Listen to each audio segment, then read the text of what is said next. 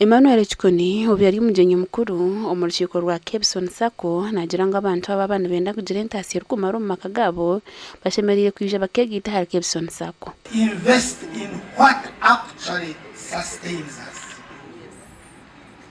Munye noni ngaba twingaba kamisa ngaba kumuntu. Let us invest in what sustains us. Our land, our people, our education. Esete zo zirimo ni billion 17. Ebintu bikoze ni bingi.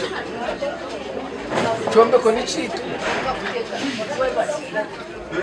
Ba members baika hii parliament committee. Caroline Atwire urukamasho officer wa Rwunjo district nagira mu Kebson Sacco ne mwahariza Sacco ezurukora ku Rwunjo mucanga cya Kigezi. Abo kuba real mwareba performance okweri kandi wanoreba indicators zona beyongireho kurenga aha standard rate.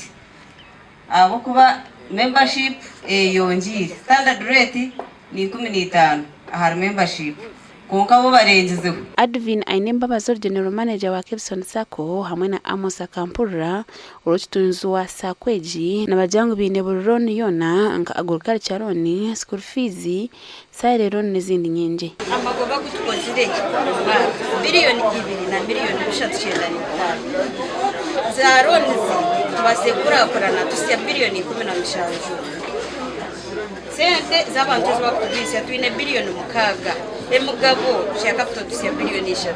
Ni sima bwa bwomwe ifotse z'abasize kudeka. Kebson Sacco eine birungi nyamwingi eine loan zindungi munonga a percentage no kusavinga umuntu wa savinga tukutera amagoba wa fixinga tukutera amagoba muke cyangwa umusinge gwitu no kugira tutungura abantu baruge umurevezi barumva zo muzindi. Amona Akampura urutunzu wa Sacco eji nagira ngo bahati bina mataja garukwikana ngo kandi binentekateka yo kwigura wagande.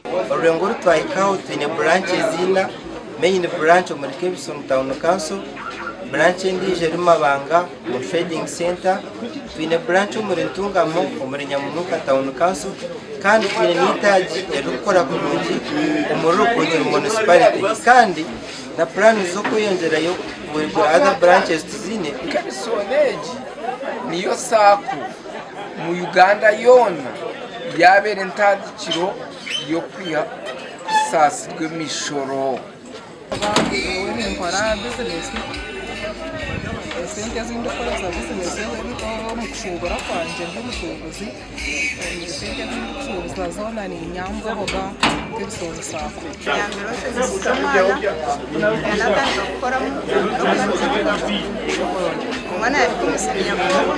abahendiro rukikoru barukwasa bamemba bakozere kurunje berabo ebirumwe mbuzi bed cover hamwe n'ibindi binji gasha kwa Dana Basibi.